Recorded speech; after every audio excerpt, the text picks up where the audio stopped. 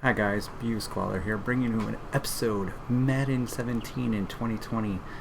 If you ever watched my other episode, I told you that this is the best RPG game ever. And it is. It has experience, it's got characters, it's got whatever. Anyways, well, we're going to play as the Packers, and I've gone through the preseason, and I would like to tell you the rules and stuff, and I'll get into that more, but basically, here's the deal. I'm bringing the team back. Look, we got Jordy Nelson's, Devontae Adams, James Jones, Randall Cobb, Greg Jennings, John Kuhn.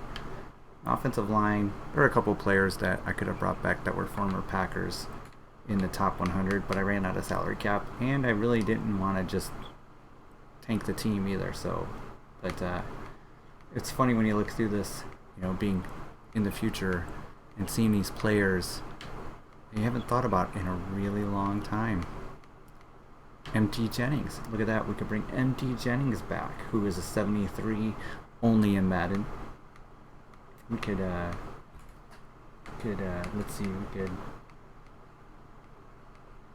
I know I saw other ones, but somewhere in here. Let's see who else is, and this is Toby Gerhart is 29 and 16. Man, feels like it wasn't that long ago. I guess he was an old rookie, huh? Zach Zenner got picked up by the Browns. Well, I guess I'm not seeing him now. Changes have been made. Oh, Matthew Idonis is on the practice squad. That's funny. He was a big part of one of my other seasons.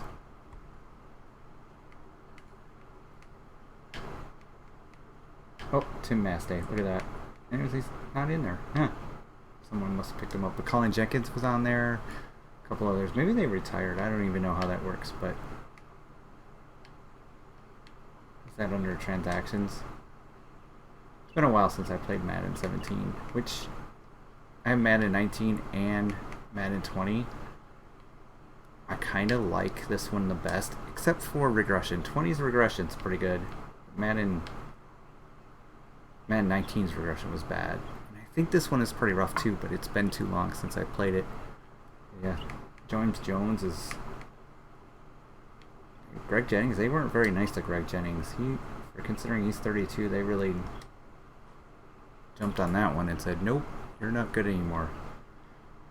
So, like I said, this is, and how we're going to play is the Packers have this new head coach that we've never seen before. And his name, Mike McCarthy. He's already level 24. I don't know if that's going to work very well, but I'm going to keep Mike McCarthy. We're going to have a West Coast offense and an attacking 3-4 defense. And you can do schemes in here. I like the schemes in this better than what they did in 19 and 20. But we can make sure that our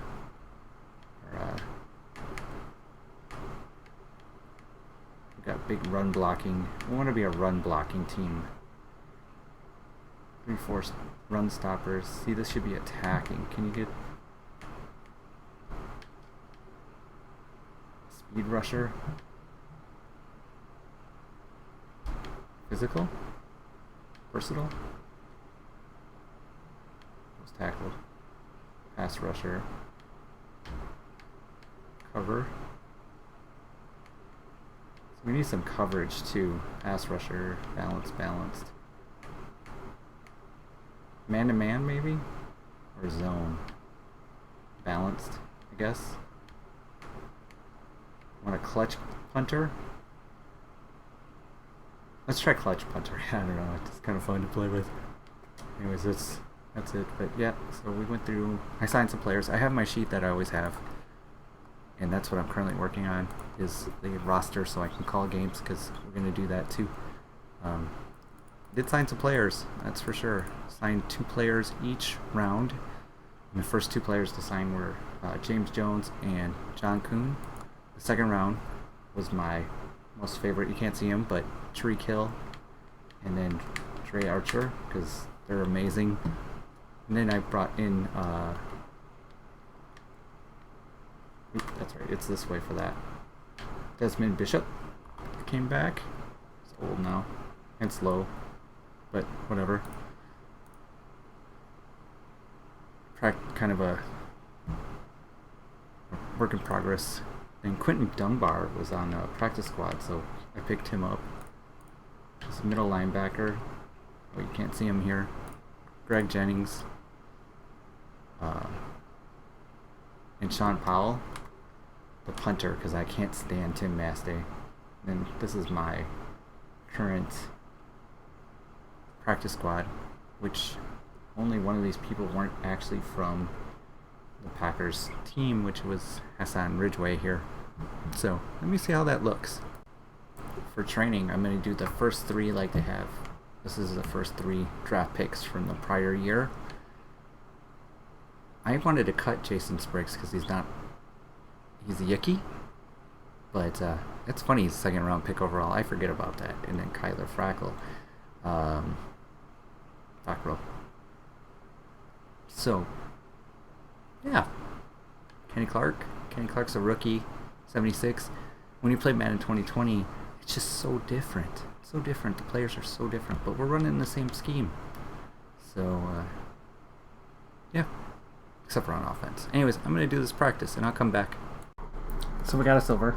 I think we got a silver on the first one too. Not trying to get golds anyways, but yeah. So one of the rules that's different than my other series, no position changes ever. All the players are locked in their position, so drafting has to be for the right position.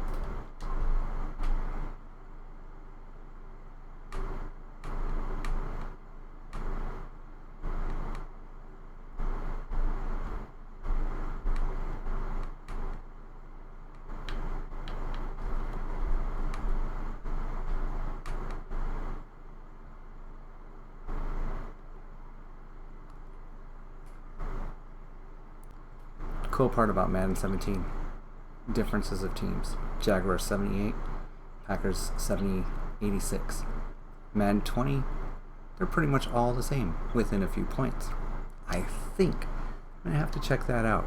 I usually just pick the Packers, so I don't really pay attention to the other teams that way. But it seems this too, milestones, XP for this award system is just a little bit better in this than it was in Madden 19 and 20. And again, that's the only ones.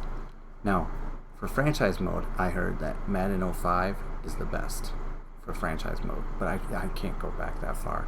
And if I'm going to go back that far, I'd rather play NFL Head Coach 09, because that was pretty good, or NCAA 14 for more depth. I don't know if I could do a Madden 05. I had Madden 7 and 8, and I tried to do a franchise mode in 8, but I don't know, without the Super Sim thing, because I don't want to play the games. That takes way too long. So, yeah. Let's look at the Jaguars. Blast from past, Blake Bortles, 24-year-old. Okay. Chris Ivory.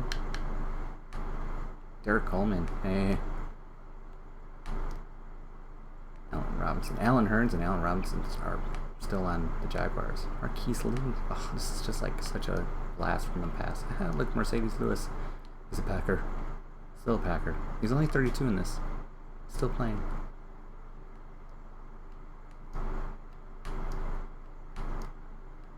Luke Chokel. Oh, okay. Malik Jackson, yeah. Dante Fowler Jr. 49er. Telvin Smith. Paul Plazowski. bottom. Look, there's Miles Jack. I have a funny story about Miles Jack that I may or may not tell you. Prince of Nakamura. Jalen Ramsey. Oh my goodness. It's just so funny. 4 years seems like so long ago.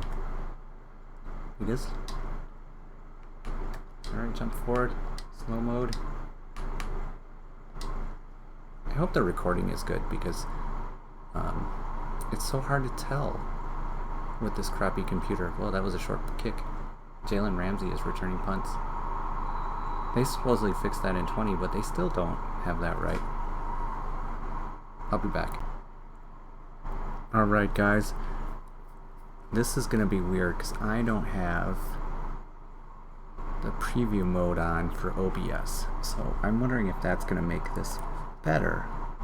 I'm also going to open up my roster, sorry, because I only did the offense. Eddie Lacy with run the ball there. Try this out. 2. Packers.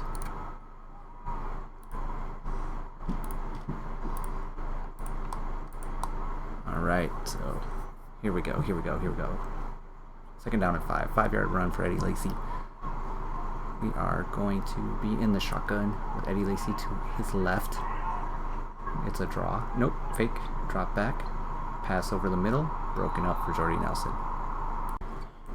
Is it me, or do the players not fall down as easily as they do in Madden 19 and 20 with the Frostbite engine? I mean, maybe not, but it seems like they tend to stay up. They fall funnier though in this one. They kind of fall like rag dolls once the play is over, which is kind of funny. Madden's a little better on that one. The newer Maddens. Plus, they look better. Okay, so the false starts need to be turned down. That's way too many false starts. I've had 3 on this drive. So, to make sure I do that, because it's getting pretty ridiculous to have 3 false starts, and 2 players just false started there at the same time. So, I know it's the first game of the season, but that's pretty bad. And, ooh, a little too high, but ooh, is that pass interference? That was pass interference. On Dwayne Gratz. Congrats on the Gratz for the pass interference. So that puts us up really close. Maybe try the slower mode too. See, I think he would have fell down as soon as he got bumped in that first one. But yeah, Mike McCarthy. Oh, and I think turning off the preview mode in OBS has made the video recording a little better for stuttering and stuff. So same computer as before, so it was built in 08. Oh, that's a bad one. Are we going to be able to punch it in? Punch it in. Oh, see, look at 4th false start.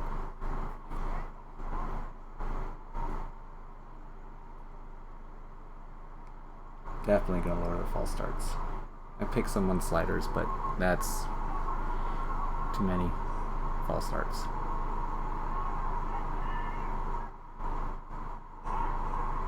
Alright, well, 3rd and goal. Nah, just chucked it out of bounds. Gonna kick a field goal. Alright, guys. See you at the end of the game. Well, we don't know what defense is, but I thought Demaryius Randall sealed the deal with a late interception, but Aaron Rodgers threw an interception shortly afterwards. I think he threw 3 interceptions. So let's take a look at the player stats here. 4 touchdowns, 3 interceptions. So yeah. Rushing 3.7 yards, but 100 total. Receiving, Packers only. Jordy Nelson getting the game done. 2 drops though. Randall Cobb. That's good. That's a good sign. Look at that. It's 2011 all over again. Defensively, Sam Barrington, Morgan Burnett, Clinton Dix. You do not want your corners I guess safeties are, no, you don't want them being tacklers. You want your middle linebackers and stuff. But we got a sack by Clay Matthews and 2 interceptions, one by Clay Matthews and one by Damaris Randall. So that's good. And we are 1-0. Continuing on with episode 1, I played a couple of weeks. 2 weeks? 1 week? I don't remember. 2 weeks, 1 week. We have bad news though. We have lost Jordy Nelson for 6 more weeks. That's unfortunate. That just means that James Jones and Red Jennings are going to have to step up. Julius Peppers is back now after breaking his wrist in preseason, so I'm going to have him be right outside linebacker like he's supposed to. We're 3-0. Let's take a look at our schedule. We can see that we handily beat the Vikings with Aaron Rodgers playing pretty phenomenal, and Teddy Bridgewater, I forgot that he was the quarterback for the Vikings back in 16. Rushing Adrian Peterson is a beast. It's a beast. And Eddie Lacy was doing great and he got hurt. Receiving, Jordy Nelson, great game. So for the Lions game, which we handily won too, we'll just look at quarterbacks. It's the only thing we have to look at, right? Dan Orlarski, because Matthew Stafford is hurt, and then he got hurt, so Jake Riddick came in and he got hurt, and so they don't even show the quarterback, but the quarterback played, and it's unfortunate they don't show him his. Matt Prater played wide receiver, and it was pretty lopsided, as you can see. So that was good. What we're going to do here is I made a chart of awareness cost to change positions because I don't really want to lock down players completely because that's kind of lame. But changing a position should cost you a little bit in your awareness, so it's like a little penalty. Anyways, I'm gonna take Nick Perry and put him in the middle linebacker, and we're gonna say that going from right outside linebacker to middle linebacker is a 6-point awareness penalty. Because of just the different responsibilities, and because now he's going to be coverage, and where he was just a rush linebacker before on a 3-4, still dropping the coverage of course, but a little different, so there's a penalty there. And I made a sheet for all of them, or for most of the position changes if I choose to do so. I'm going to follow that. Switching levels, so going from linebacker to defensive end, that's a 6-point penalty. Maybe it's an 8-point penalty to switch those positions, but I think this is fair. And like going fullback to halfback, so really you're just running the ball just like you would at fullback, but now you're not blocking anymore, so it's actually kind of easy. But going halfback to fullback, now you have to block. Halfbacks aren't used to that. A little bit of a penalty. Wide receiver to tight end, now you have to block more. Not really used to that as a wide receiver. I mean, you do block a little bit as a wide receiver. Going from tight end to wide receiver, that's pretty simple because now you don't have to block as much, but you have to run outside routes, catch the ball a little differently, usually. So there's a little penalty to that. Offensive line, that's where being a center, going from center to guard is easy, but from guard to center not as easy because now you got to handle the ball. So we're gonna just stick to this penalty thing, just so I don't cheese the system, and the computer doesn't really do many position changes. So anyways, Nick Perry, edit, Nick Perry, a little snooty right now. We're going to be a middle linebacker, and wherever this may be, this is going to be, it's the top option. Going from right outside linebacker to middle linebacker is a 6-point penalty, so it's going to drop him down to a 73. Back that, save these changes, and makes him a 79 middle linebacker. I didn't know what he was going to be before, but he's definitely our starting linebacker now.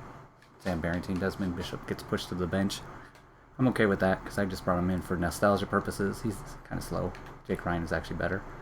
And I think once Jake Ryan goes up 1 point, he'll probably pass him, and I'll just put him as the fourth back and maybe stick him on a trade block or something. But quality of life improvements, Madden 19 and 20, telling you when someone gets injured. That's a quality of life improvement. And there was one other one, and I can't remember what it is now. That tells you something, but it's another quality of life improvement for 19 and 20 that was like, oh, okay, because they didn't tell you that Jordy Nelson is out. I don't really like that. I think that should be pretty important. Since, it's big news.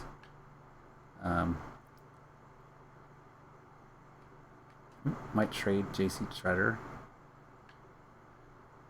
and not make him linebacker, or change his position, because he's a right tackle.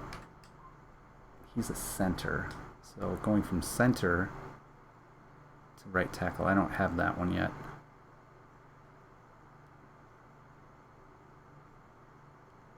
That's a completely position change. So center left tackle, that's an 8-point penalty.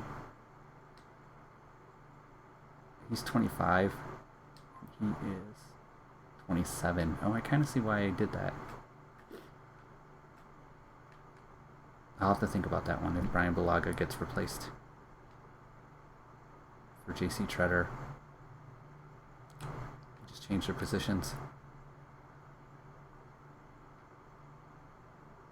We might do that. Jared Cook's going to stay. Starters can't be put on the trade block. Only non-starters. So T.J. Lang, Josh Sitton, Julius Peppers, Eddie Lacy, Jared Cook, David Bakhtiari. This is a pretty brutal Micah Hyde right off the get-go,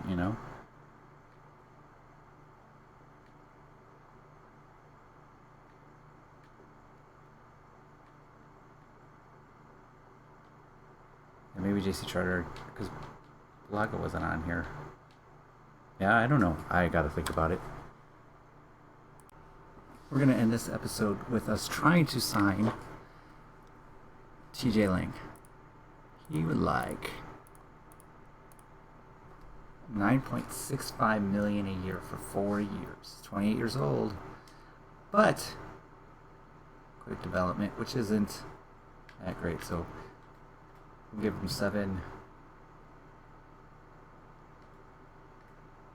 We'll try this. So $38.7 million over 4 years. What do you say, bud? Okay. We're gonna end the episode not signing him, and maybe bringing Julius Peppers back for $7.3 million. Eddie Lacy. Jared Cook. Okay. Well, I'm not sure I'm going to do that. Anyways, this is episode 1, guys. It was good to get back into it. Sorry about the kind of sporadicness in the beginning, but we'll get better at it. Thanks for watching. Talk to you later. Bye.